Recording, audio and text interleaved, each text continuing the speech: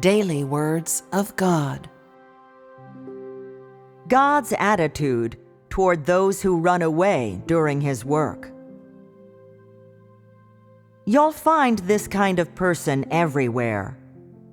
After they have been certain about God's way, for various reasons, they depart silently and without a parting word to go off and do whatever their heart desires.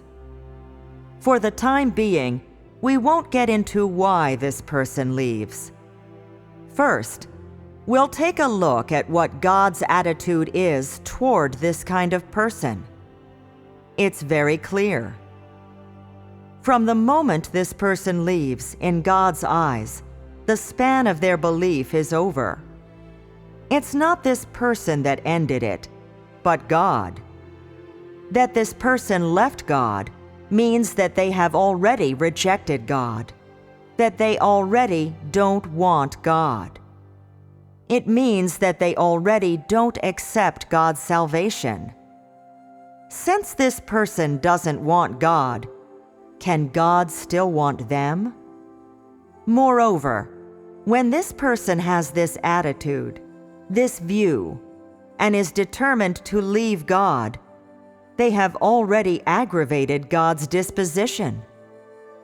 Even though they didn't fly into a rage and curse God, even though they didn't engage in any vile or excessive behavior, and even though this person is thinking, if there comes a day when I've had my fill of fun on the outside, or when I still need God for something, I will come back. Or if God calls on me, I will come back. Or they say, when I am hurt on the outside, when I see that the outside world is too dark and too wicked, and I no longer want to go with the flow, I will come back to God. Even though this person has calculated in their mind at what point they're coming back, even though they leave the door open for their return, they don't realize that no matter how they think and how they plan, this is all just wishful thinking. Their biggest mistake is being unclear about how God feels when they want to leave. Starting from that moment, when this person determines to leave God, God has completely abandoned them. God has already established their outcome in His heart. What outcome is that? That this person is one of the hamsters and will perish along with them. Thus, people often see this kind of situation. Someone abandons God, but they don't receive a punishment. God operates according to His own principles. People are able to see some things, and some things are only concluded in God's heart, so people cannot see the result. That which people see isn't necessarily the true side of things, but the other side, the side you do not see. This is the true thoughts and conclusions of God's heart. People who run away during God's work are those who abandon the true way. So why can God give this kind of person such a serious punishment? Why is God so enraged toward them? First of all, we know that God's disposition is majesty, is wrath. He is not a sheep to be slaughtered by anyone. Even more, He is not a puppet to be controlled by people however they want. He is also not empty air to be bossed around by people.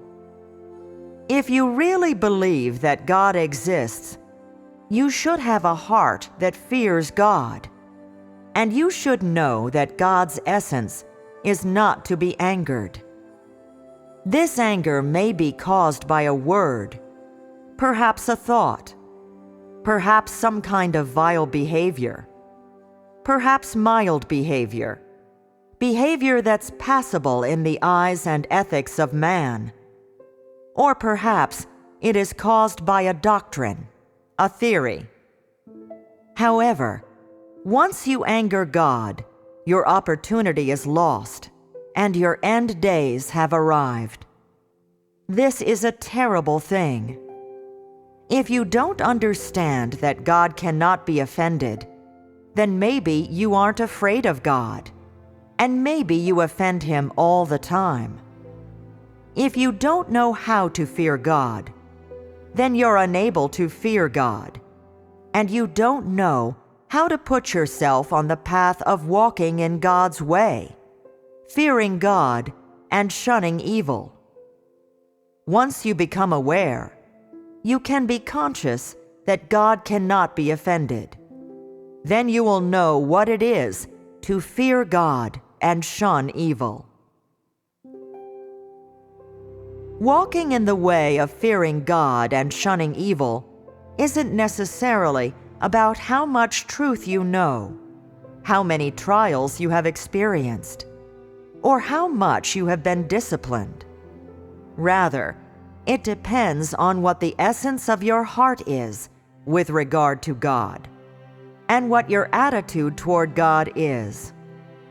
People's essence and their subjective attitudes, these are very important, very key. With regard to those people who have renounced and left God, their contemptible attitude toward God and their hearts that despise the truth have aggravated God's disposition. Thus, so far as God is concerned, they will never be forgiven. They have known about God's existence. They have had the information that God has already arrived. They have even experienced God's new work. Their departure isn't a case of being deluded, nor is it that they're hazy about it. It's even less a case of them being forced into it. Rather, they have consciously, and with a clear mind, chosen to leave God. Their departure isn't losing their way. It's not their being cast off. Therefore, in God's eyes, they are not a lamb who has strayed from the flock, let alone a prodigal son who lost his way. They departed with impunity, and such a condition, such a situation, aggravates God's disposition, and it is out of this aggravation that He gives them a hopeless outcome. Is this kind of outcome not frightful? So if people don't know God, they can offend God. This is no small matter. If someone doesn't take God's attitude seriously and still believes that God is looking forward to their return because they are one of God's lost lambs and God is still waiting for them to have a change of heart, then this person is not that far removed from their day of punishment. God won't just refuse to admit them. This is their second time aggravating His disposition. It's an even more terrible matter. This person's irreverent attitude has already offended God's administrative decree. Will God still admit them?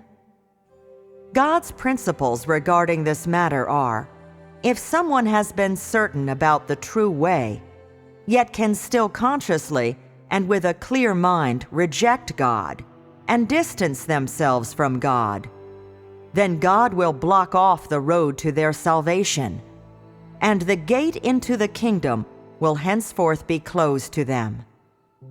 When this person comes knocking once more, God will not open the door for them again. This person will be shut out forever. Perhaps some of you have read the story of Moses in the Bible. After Moses was anointed by God, the 250 leaders were dissatisfied with Moses because of his actions and other various reasons. Who did they refuse to obey? It wasn't Moses. They refused to obey God's arrangements. They refused to obey God's work on this matter. They said the following: "You take too much on you, seeing all the congregation are holy, every one of them, and Jehovah is among them." In man's eyes, are these words very serious? They're not serious. At least, the literal meaning of the words is not serious. In a legal sense, they don't break any laws, because on their very surface, it's not hostile language or vocabulary, much less has any blasphemous meaning. A common sentence is all there is, nothing more. Yet why is it that these words can trigger such rage from God? It's because they are not spoken to people, but to God. The attitude and disposition expressed by them is precisely what aggravates God's disposition, especially that of God's disposition which cannot be offended. We all know what their outcome was in the end. Regarding those who abandoned God, what is their viewpoint? What is their attitude? And why does their viewpoint and attitude lead to God dealing with them in such a manner? The reason is that they clearly know He is God, yet they still choose to betray Him. That is why they are totally stripped of their chance for salvation. Just like the Bible says, "For if we sin willfully, after that we have received the knowledge of the truth, there remains no more sacrifice for sins." Are you clear on this matter now?